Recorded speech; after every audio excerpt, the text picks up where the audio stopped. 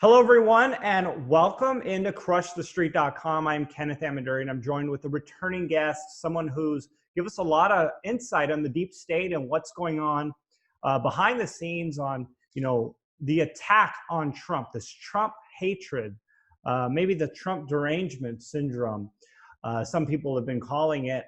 And I have Harley Schlanger on the line. He's a blogger, a speaker, someone who's a fact finder. His website is LaRouche We'll have the links in the description area. Harley.larouchepack.com. You can get there. And Harley, I look forward to discussing with you what's been going on in the craziness of the Trump administration and the attack specifically on the Trump administration and the deep state. So thanks for coming on Crush the Street with me. Well, it's good to talk to you again, Kenneth. And look, I think you mentioned Trump derangement syndrome. I think we saw Mueller deranged syndrome the other day. A terrible decision by the Democrats to bring Mueller in to testify on his report. But it was actually very useful for people who have been following this for a while because it shows two things. One, it made absolutely clear that there was never any collusion. There was never any, are we still there? Yes, sir. Okay, sorry, something moved on my computer. There was never collusion, there was never obstruction. Mueller admitted that there was no crime that they found. So why did we have 2.5 years of an investigation? Actually, now we're verging on in the middle of 3 years. Now, the second thing that came out, though, which I think is very useful, is the insanity of the Democrats who won't drop it. And I think that has to do with the fact that they have no agenda except to continue the policies of Hillary Clinton, which were rejected decisively in 2016. So to me, what was important about the hearings is that we saw from Mueller that he was not even in control. He couldn't have been in control of the whole process. That you had prosecutors there, gung-ho prosecutors, many of whom were tied to the Clintons and the Clinton campaign, who were running an operation. So the question that's legitimate, which scares the hell out of the people who ran the whole Russiagate story, is what's the real reason for it? What were the origins? There's a probe going on now with the Connecticut prosecutor, with Attorney General Barr, with Horowitz, to get at this question of what was the cause of this. And I think that's the most important thing, because what Trump came into office trying to do was to change the policy away from geopolitical confrontation, from free trade, from austerity, from climate change, and so on, to a policy which puts the interests of the American people first. And that means that the conflict between the average American and the small percentage of elites is front and center. And the elites don't want that. And by elites, I mean the people who back Clinton, the people who back Bush, the neoconservatives, the neoliberals, the people who benefit from the Federal Reserve control of interest rates, the 0% interest rate policy, but not allowing credit to get to the real economy. They're terrified that Trump was going to change that. And when he met with Putin, when he met with Xi Jinping and laid out a strategy for changing it, they doubled down and escalated against him. And now we see after 2 years, 2.5 years of investigation, there's nothing there. It is a witch hunt. Now, the question then is, will cooler heads prevail among the Democrats, or will they continue to drive off the cliff? And I'm hoping, and I'm saying hoping because I'm not 100% sure what's going to happen, but I'm hoping that Durham and Horowitz will follow through with Trump's intention to get at what caused this. And the key to that is looking into the connection between the so-called deep state in the US, the FBI, the CIA, the Clapper from the National Director of Intelligence for Obama, the Obama intelligence team, their collusion with British intelligence, and the sting operations they ran using Joseph Mifsud, Alexander Downer, Stefan Helper, and others. So if we get to that, what we're going to find, and I point this out in an article I just wrote, is that all bets are off for this establishment. They're going down.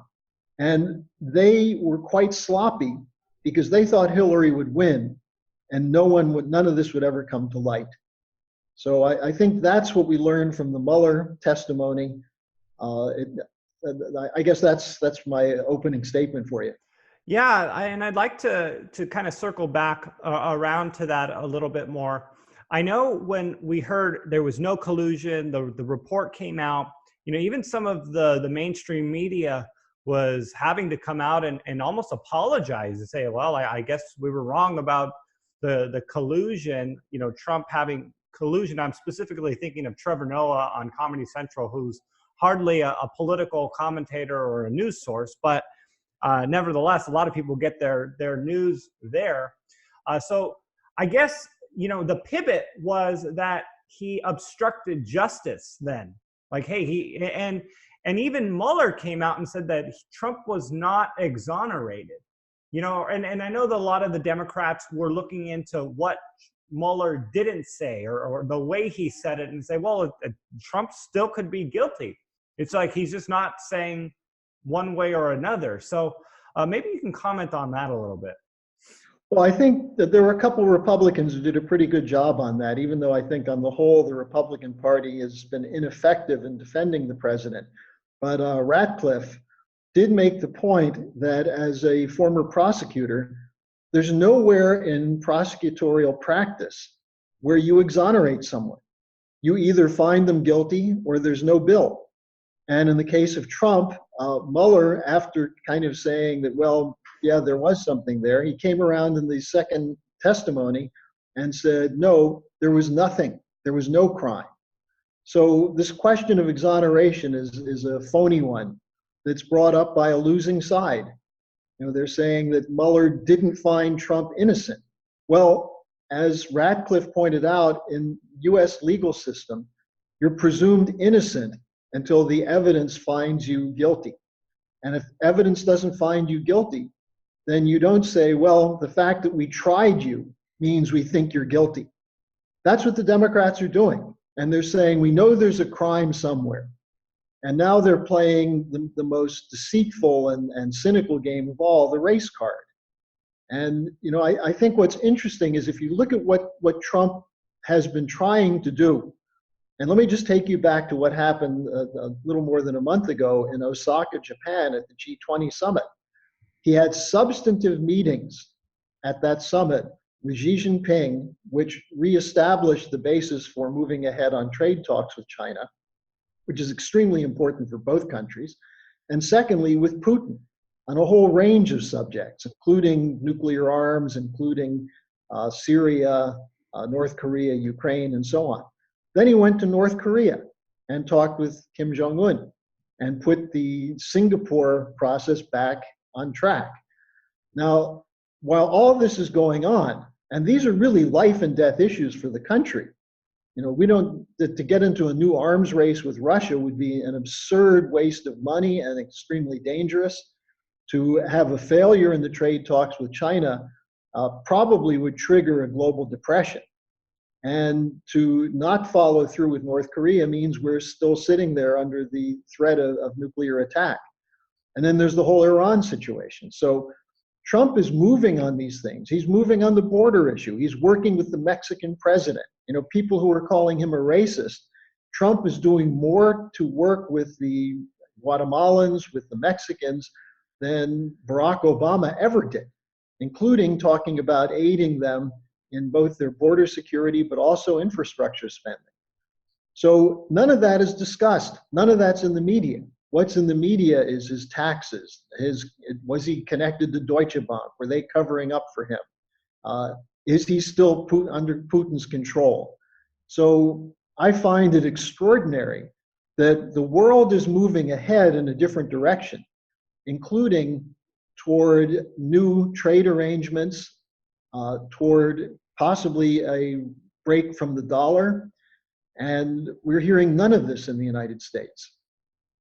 Harley, when the no collusion report came out on the Mueller investigation, it seemed like a very, very material win for Trump. It seemed that way. I mean, initially, because even I think, the left, or whatever you want to call it, the deep state, because as I know, there's a lot to that, right? Yeah.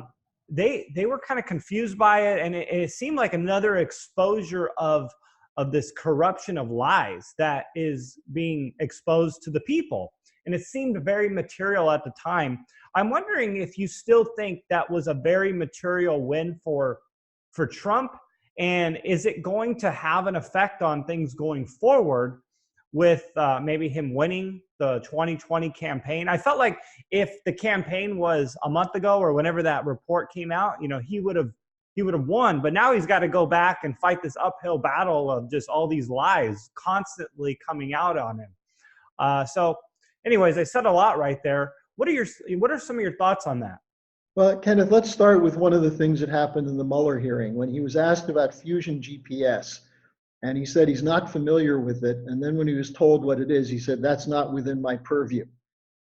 He should be indicted for lying to the Congress. The fact that he could not know what fusion GPS is, when fusion GPS was central, that's the firm that was hired by the Clinton campaign, paid for by the Perkins Coie law firm, to hire Christopher Steele, a former MI6 agent, to come up with a dossier against Trump, which turned out to be full of lies and disinformation. So how could he not know that? Now, either he could argue that he's having a problem with dementia or senior moments, which would be an interesting thing for him to admit, or else he lied, because fusion GPS was central to the whole setup of the Clinton campaign to argue that Trump was a Russian agent.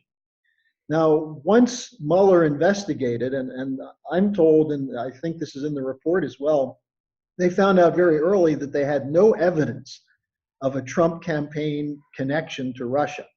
We heard all these things about Michael Cohen going to Prague, about Michael Cohen arranging a Trump Tower deal in Moscow. It turned out he sent a message to basically a generic email address at the Kremlin asking for a meeting. And he got a return note saying that it's not going to happen. So all these things we were told turned out to be false. The one lie that's left in the report, which Mueller reiterated in his testimony last week, was that the Russians interfered, the Russians hacked. Now, I've done a number of interviews with Bill Binney, the former National Security Agency technical director, a whistleblower, a very honest man.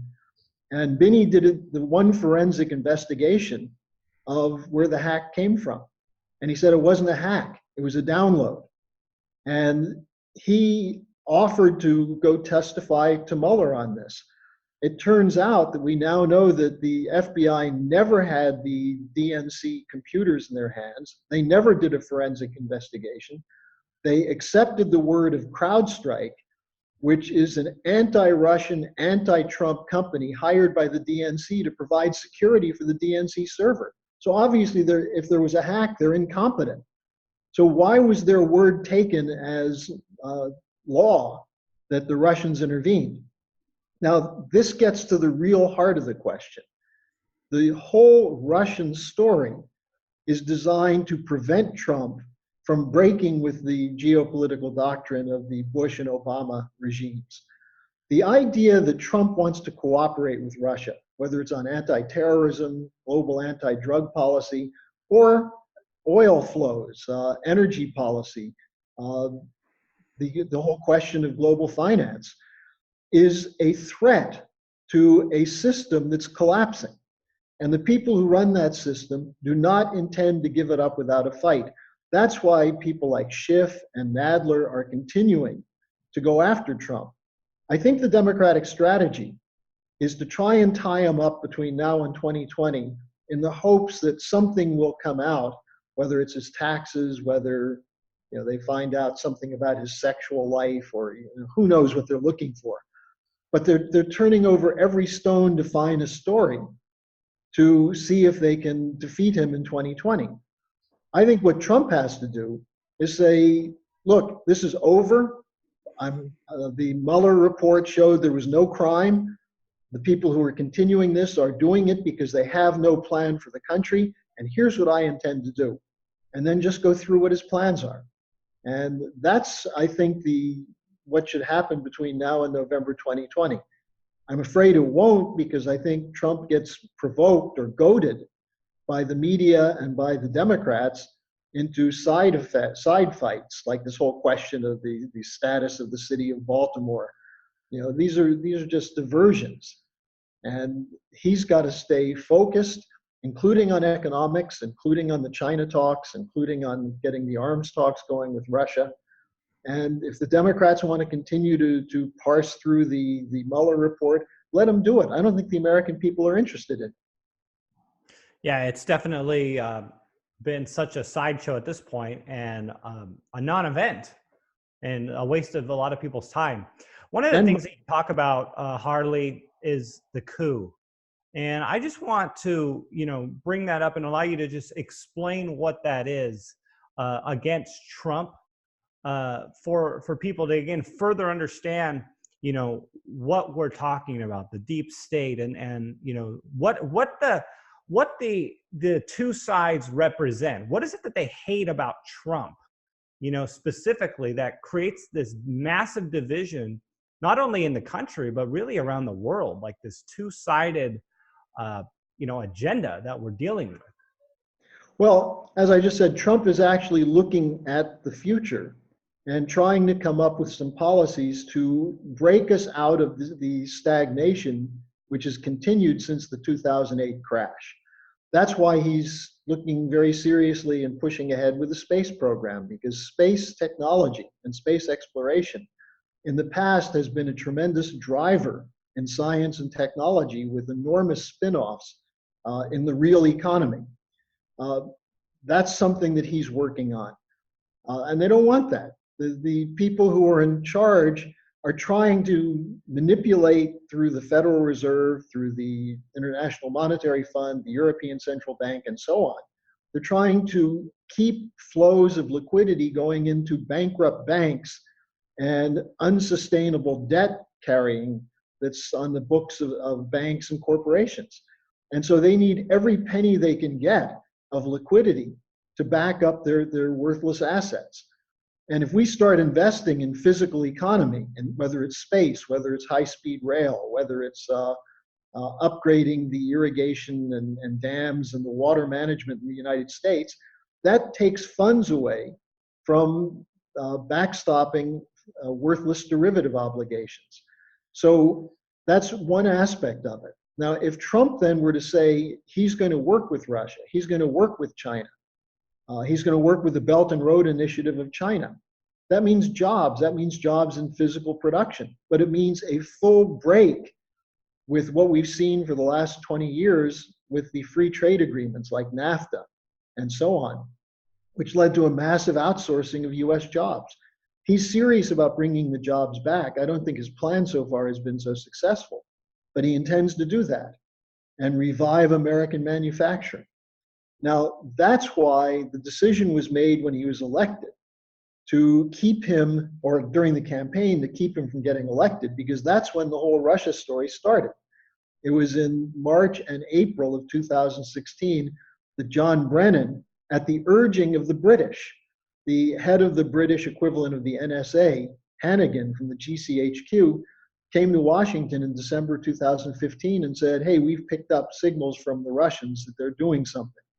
And then Brennan pulled together a task force with Clapper, and they started creating this whole mythology of Russian intervention, which led to the Democrats hiring Christopher Steele, who wrote this whole dossier about Putin having incriminating, compromising video of Trump with prostitutes in a Moscow hotel, and so on.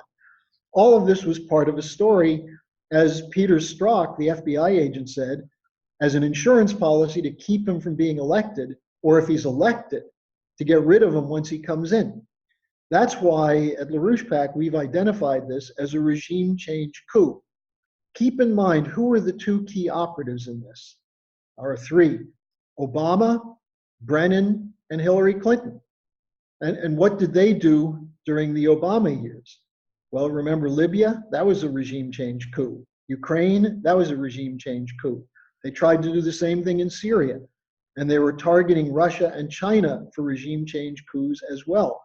After Trump got elected, they turned their machinery inward into the United States to try and get rid of Trump.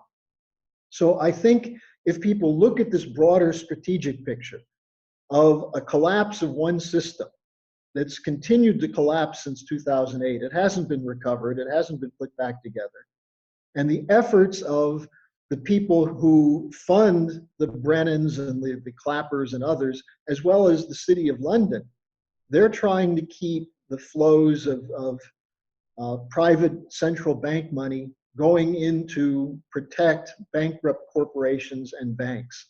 I mean, I'll just give you an example. I'm over here in Germany. I'm watching what's happening with Deutsche Bank. They're now in their 6th or 7th restructuring. They're in worse shape than ever because they still haven't identified the real problem, which is they're still carrying $45 trillion of worthless derivatives on their books. That's the problem with Deutsche Bank, not that they made loans to Donald Trump. That's a few billion. The 45 trillion, imagine that. So they're trying to move some of that into what they call a bad bank and to get funding for it. You know what model that is, Kenneth? That's the old Enron model of setting up special investment vehicles to offload debt so you can then go out and borrow more money to carry the other part of your bad debt. This is a system that's got to be put through a total bankruptcy reorganization. I don't know if Trump will do that. There's all this rumor about what's going to happen at the Federal Reserve. He's got to look at what Lyndon LaRouche wrote in 2008 about what's necessary to reorganize the economy. You've got to cancel some of this debt, write it down, write it off, and then start new flows of credit into the real economy. And that would bankrupt the existing power structure, the City of London, Wall Street crowd, the globalist corporations, and so on. But that has to happen sooner or later, and hopefully it'll happen in an organized way as opposed to just a crash, because too many people would be hurt with a crash. So it seems like, what you're talking about, I mean, I don't know, call it not monetarily, but, the one fraction of 1% are talking about agendas and issues, and there's a fight going on two sides. But then as it trickles down, the people argue and fight over personalities and, I don't like the way Trump acts, or, he doesn't talk to people the right way. He's a racist. He's this or that. But they don't necessarily like him or not like him for policy. I mean, some of that comes into play, but it seems like, the people controlling the narrative, they have a different agenda that they're fighting for, and then they get everyone on their side by these sideshows, if that makes sense. And Kenneth, that's the problem. Well, you just put your finger on the problem itself. They don't want people to know about these strategic fights. They don't want people to know that Trump actually has a strategy for North Korea, which is not just to bully them, but to bring them into the Belt and Road Initiative. What Trump did with North Korea was quite intelligent. He got together with Putin, with Xi Jinping, with Abe from Japan, and with Moon from South Korea, and said, let's make an offer to them that we'll let them become part of the Belt and Road Initiative. If you look on the map, you see that North Korea is really centrally located between Russia, South Korea, China, an ideal opportunity for them to actually develop their economy. That's what Trump proposed to them. And instead, we get all this nonsense about him bullying them and him then cozying up to the dictator and so on. They don't want people to know the underlying issues. What's going on with the US-China talks? China did take advantage of the United States, but as Trump said, he doesn't blame them because it was the US fault. It was the use of the World Trade Organization and the Obama trade agreements and so on. Literally going back to the Clintons and NAFTA and the whole period, where we ended up outsourcing the manufacturing base of the United States. Our manufacturing sector is minuscule compared to what it was in the 1970s. And that's the real wealth-producing sector of the economy. So Trump's talking to the Chinese about 30, 40, 50 years down the road. How do we not just balance our trade deficit, because that's really not the point. The point is, how do we increase trade so both countries benefit? That's what the Belt and Road Initiative is. That's what China's trying to do. So Trump is dealing on a different level, but the problem is he's not telling the American people that. He's got war hawks like Bolton and Pompeo who are playing the old geopolitical games. And then you've got these lunatics in the Democratic Party that still can't believe that Trump won the election in 2016. So, and what do the American people get? They get lies and fake news from the media. And you mentioned earlier some of the media apologized. I didn't really see that. I saw them basically say, well, we know there's collusion somewhere. We know there's something more. They're continuing to give favorable coverage to people like Nadler and Cummings and Schiff, hoping they'll come up with something. So the biggest problem we have is the American people are kept out of the know. And what I try to do, and what HarleySch does, and I work with handfuls of alternative media who are committed to this, is to get out the deeper story. And to start from the standpoint that if the American people get a bigger strategic picture, they can make competent decisions. I think the election of Trump proved that. It wasn't so much that people loved Trump, it's that they didn't like what Hillary Clinton represented. They didn't like what Obama did. And the problem was they knew what they didn't like, but they didn't know what they need. And our job, my job, is to give people a sense of the way out of this crisis, both the economic, financial crisis and the strategic crisis. And I think while Trump is an imperfect figure for that, he certainly has shown courage, unusual courage, to stand up against what people call the deep state, as no president has done in my lifetime. Harley, I've been Googling while you were speaking, Harley Schlanger, Sean Hannity. Have you been covered by someone like Sean Hannity or Tucker Carlson to bring this to, a massive audience? I mean, a massive conservative audience, on the Fox News network, and discuss some of these things that you're talking about. I know some of it, they do cover, but I doubt I know they're not covering it to the extent that you're covering it here on the show right now. So, I mean, have they reached out to you? Have you reached out to them? Are they giving you an opportunity to really shed some light on what's going on behind the scenes here? Well, Hannity's problem is he still pushes the anti-Russia policy, even as he defends the president, which undercuts his authority. Tucker Carlson's different, and there are people who are trying to make connections, and I know there are people around them who read what I write and are looking at what's available at the HarleySch website.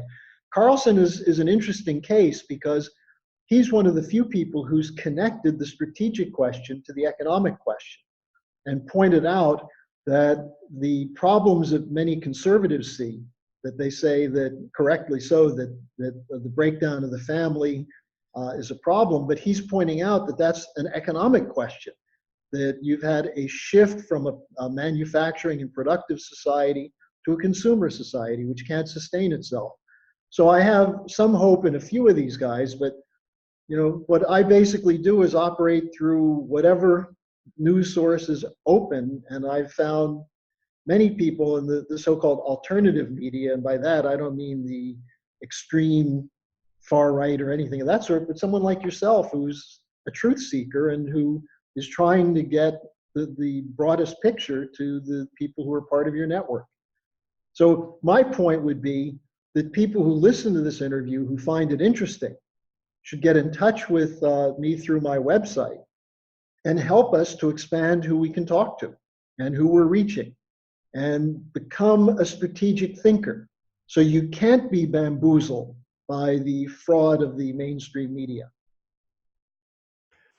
Harley, that was a good way to kind of close out here. If people want to learn more about what you do, the things that you're writing, the things that you're researching, please let them know where they will go and what they can expect to find at your website.